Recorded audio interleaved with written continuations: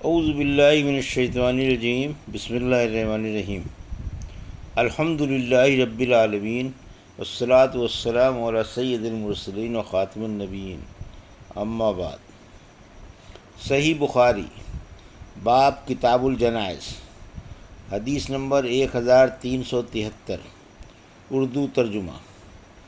ہم سے یحییٰ بن سلیمان نے بیان کیا، انہوں نے کہا ہم سے عبداللہ بن وہب نے بیان کیا، انہوں نے کہا کہ مجھے یونس نے ابن شہاب سے خبر دی، انہوں نے کہا مجھے عروہ بن زبیر نے خبر دی، انہوں نے اسماء بنت ابی بکر رضی اللہ عنہا سے سنا کہ رسول اللہ صلی اللہ علیہ وسلم خطبے کے لیے کھڑے ہوئے تو آپ صلی اللہ علیہ وسلم نے قبر کے امتحان کا ذکر کیا جہاں انسان جانچا جاتا ہے۔ جب حضور اکرم صلی اللہ علیہ وسلم اس کا ذکر کر رہے تھے تو مسلمانوں کی ہچکیاں بند گئیں۔ حدیث نمبر 1374، اردو ترجمہ۔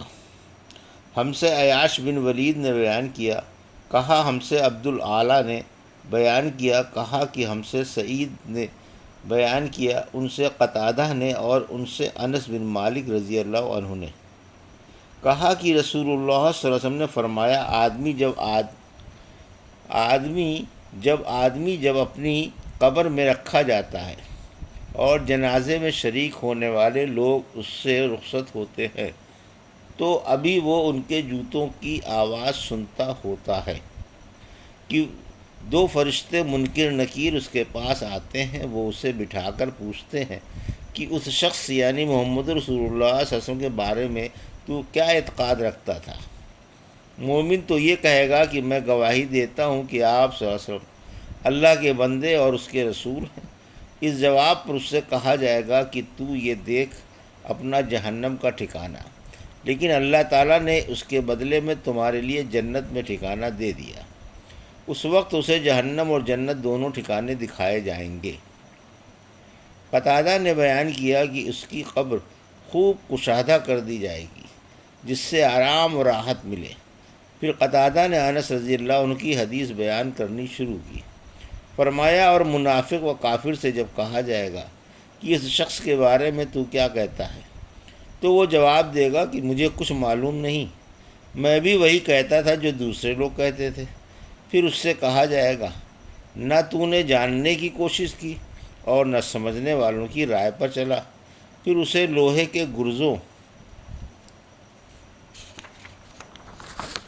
سے بڑی زور سے مارا جائے گا کہ وہ چیخ پڑے گا، اور اس کی چیخ کو جن اور انسانوں کے سوا اس کے آس پاس کی تمام مخلوق سنے گی۔ حدیث نمبر 1375، اردو ترجمہ۔ قبر کے عذاب سے پناہ مانگنا۔ ہم سے محمد بن مسنہ نے بیان کیا، کہا کہ ہم سے یحییٰ بن سعید قطان نے کہا ہم سے شعبہ نے کہا کہ مجھ سے عون بن ابی حجیفہ نے بیان کیا، ان سے ان کے والد ابو حجیفہ نے، ان سے براء بن عازب رضی اللہ عنہ نے اور ان سے ابو ایوب انصاری رضی اللہ عنہ نے بیان کیا کہ نبی کریم صلی اللہ علیہ وسلم مدینے سے باہر تشریف لے گئے، سورج غروب ہو چکا تھا۔ اس وقت آپ کو ایک آواز سنائی دی، یہودیوں پر عذاب قبر کی۔ پھر آپ صلی اللہ علیہ وسلم نے فرمایا یہودی پر اس کی قبر میں عذاب ہو رہا ہے۔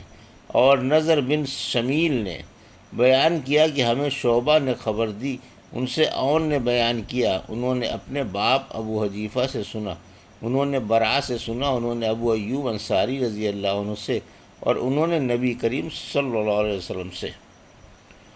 حدیث نمبر 1376، اردو ترجمہ۔ ہم سے معلا بن اسد نے بیان کیا، کہا ہم سے وہیب نے بیان کیا، ان سے موسیٰ بن عقبہ نے بیان کیا، کہا کہ مجھے سے خالد بن سعید بن عاص کی صاحبزادی ام خالد نے بیان کیا، انہوں نے نبی کریم صلی اللہ علیہ وسلم کو قبر کے عذاب سے پناہ مانگتے سنا۔ حدیث نمبر 1377، اردو ترجمہ۔ ہم سے مسلم بن ابراہیم نے بیان کیا، انہوں نے کہا ہم سے حشام دستوائی نے بیان کیا، ان سے یحییٰ بن ابی کثیر نے بیان کیا، ان سے ابو سلمہ نے اور ان سے ابو ہریرہ رضی اللہ عنہ نے بیان کیا کہ رسول اللہ صلی اللہ علیہ وسلم اس طرح دعا کرتے تھے اے اللہ میں قبر کے عذاب سے تیری پناہ چاہتا ہوں، اور دوزخ کے عذاب سے، اور زندگی اور موت کی آزمائشوں سے، اور کان دجال کی بلا سے تیری پناہ چاہتا ہوں۔ اللہم انی اعوذ بکا من عذاب القبر ومن عذاب النار ومن فتنة المحیاء والممات ومن فتنة المسیح الدجال۔ حدیث نمبر 1378، اردو ترجمہ۔ غیبت اور پیشاب کی آلودگی سے قبر کا عذاب ہونا۔ ہم سے قنیبہ بن سعید نے بیان کیا، کہا ہم سے جریر نے بیان کیا، ان سے عامش نے، ان سے مجاہد نے، ان سے طاؤس نے، کہ ابن عباس رضی اللہ عنہ نے بیان کیا کہ رسول اللہ صلی اللہ علیہ وسلم کا گزر دو قبروں پر ہوا۔ آپ صلی اللہ علیہ وسلم نے فرمایا ان دونوں کے مردوں پر عذاب ہو رہا ہے، اور یہ بھی نہیں کہ کسی بڑی اہم بات پر ہو رہا ہے۔ پھر آپ صلی اللہ علیہ وسلم نے فرمایا ہاں، ان میں سے ایک شخص تو چغل خوری کیا کرتا تھا، اور دوسرا پیشاب سے بچنے کے لیے احتیاط نہیں کرتا تھا۔ ابن عباس نے بیان کیا کہ پھر آپ صلی اللہ علیہ وسلم نے ایک ہری ٹہنی لی اور اس کے دو ٹکڑے کر کے دونوں کی قبروں پر گاڑ دیا، اور فرمایا شاید جب تک یہ خشک نہ ہو ان کا عذاب کم ہو جائے۔ حدیث نمبر 1379، اردو ترجمہ۔ مردے کو دونوں وقت صبح اور شام اس کا ٹھکانہ بتلایا جاتا ہے۔ ہم سے اسماعیل بن نبی اویس نے بیان کیا، انہوں نے کہا کہ مجھ سے امام مالک رحمۃ اللہ علیہ نے یہ حدیث بیان کی۔ انہوں نے کہا کہ ہم سے نافع نے بیان کیا، اور ان سے عبداللہ بن عمر رضی اللہ عنہ نے بیان کیا کہ رسول اللہ صلی اللہ علیہ وسلم نے فرمایا جب تم میں سے کوئی شخص مر جاتا ہے تو اس کا ٹھکانہ اسے صبح و شام دکھایا جاتا ہے۔ اگر وہ جنتی ہے تو جنت والوں میں، اور جو دوزخی ہے تو دوزخ والوں میں۔ پھر کہا جاتا ہے یہ تیرا ٹھکانہ ہے یہاں تک کہ قیامت کے دن اللہ تجھ کو اٹھائے گا۔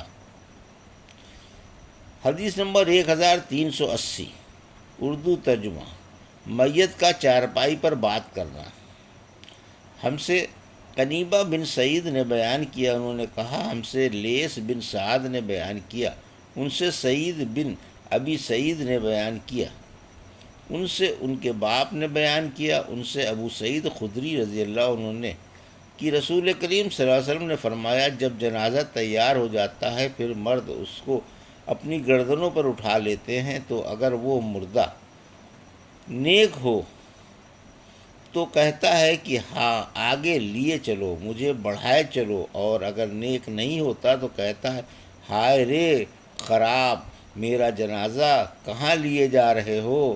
اس آواز کو انسان کے سوا تمام مخلوق کے خدا سنتی ہے، اگر کہیں انسان سن پائیں تو بے ہوش ہو جائے۔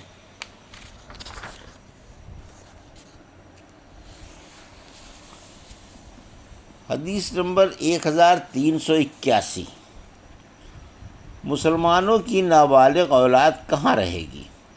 اور حضرت ابو ہریرہ نے نبی کریم صلی اللہ علیہ وسلم سے روایت کیا کہ جس کے 3 نابالغ بچے مر جائیں تو یہ بچے اس کے لیے دوزخ سے روک بن جائیں گے، یا یہ کہا کہ وہ جنت میں داخل ہوگا۔ ہم سے یعقوب بن ابراہیم نے بیان کیا، انہوں نے کہا ہم سے اسماعیل بن علیہ نے بیان کیا، ان سے عبدالعزیز بن صہیب نے بیان کیا، اور ان سے انس بن مالک رضی اللہ عنہ نے بیان کیا کہ رسول اللہ صلی اللہ علیہ وسلم نے فرمایا جس مسلمان کے بھی 3 نابالغ بچے مر جائیں تو اللہ تعالیٰ اپنے فضل و رحمت سے جو ان بچوں پر کرے گا ان کو بہشت میں لے جائے گا۔ حدیث نمبر 1382، اردو ترجمہ۔ ہم سے ابو ولید نے بیان کیا، کہا ہم سے شعبہ نے بیان کیا، ان سے عدی بن ثابت نے بیان کیا، انہوں نے براء بن عازب رضی اللہ عنہ سے سنا، انہوں نے فرمایا جب حضرت ابراہیم رضی اللہ عنہ حضرت صلی اللہ علیہ وسلم کے صاحبزادے کا انتقال ہوا تو رسول اللہ صلی اللہ علیہ وسلم نے فرمایا بہشت میں ان کے لیے ایک دودھ پلانے والی ہے۔ یہ تھی صحیح بخاری باب کتاب الجنائز کی حدیث نمبر 1373 سے 1382 کا اردو ترجمہ جو ابھی آپ نے سماعت فرمایا۔ اللہ سے دعا ہے کہ اللہ رب العزت ہمیں ان حدیثوں کی صحیح سمجھ عطا فرما اور ان پر عمل کرنے کی توفیق عطا فرما۔ آمین یا رب العالمین۔